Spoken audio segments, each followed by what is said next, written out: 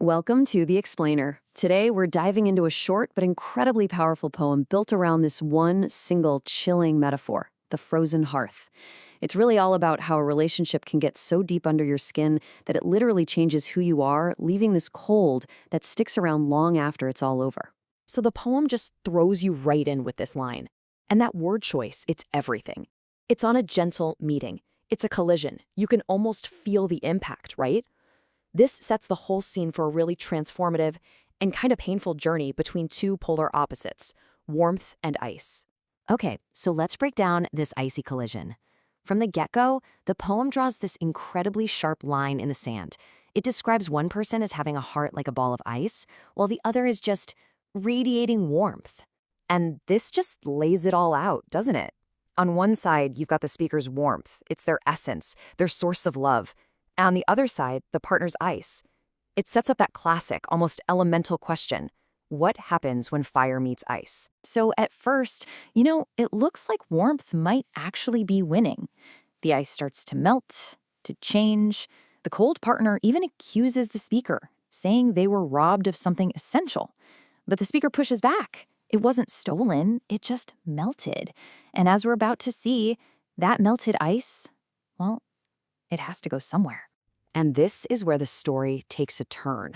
It leads us into this next phase, a painful fusion. Because this isn't a story about the cold being healed or disappearing. No, it's about how that cold begins a kind of dangerous takeover.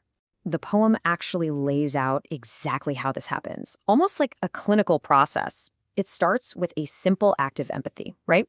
The speaker just holds the ice, probably trying to warm it up. But they hold it for too long. Their hands go numb. And then something pretty alarming happens. The ice doesn't just melt away. It literally fuses with their skin and starts spreading through their entire body. Which, it makes you stop and think. It's a fascinating question the poem is forcing us to ask. How can someone else's emotional coldness actually get under our skin?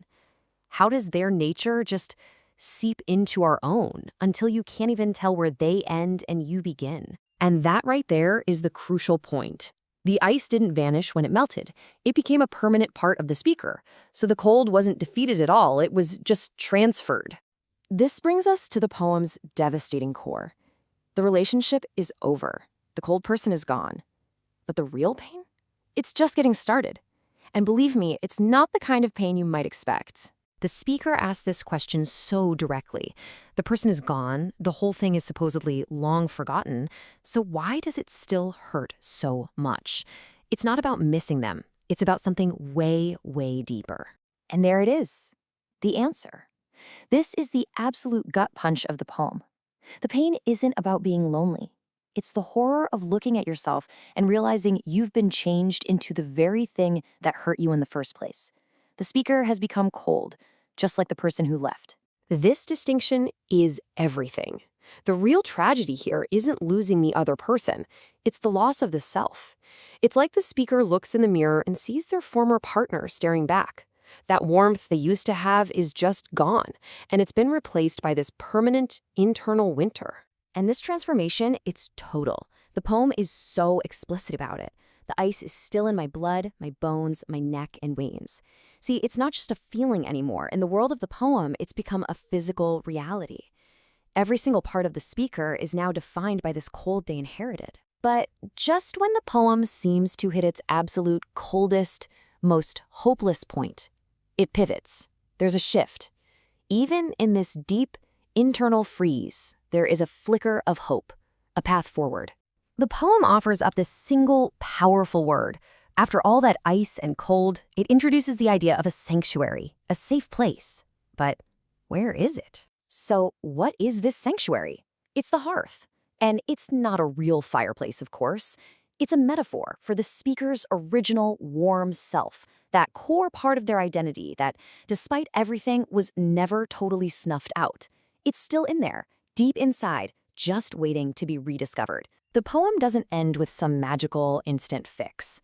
It ends with a promise, a declaration of resilience, of intent. The journey back to the hearth, back to warmth, it's going to be hard, for sure. But the speaker is determined to make it.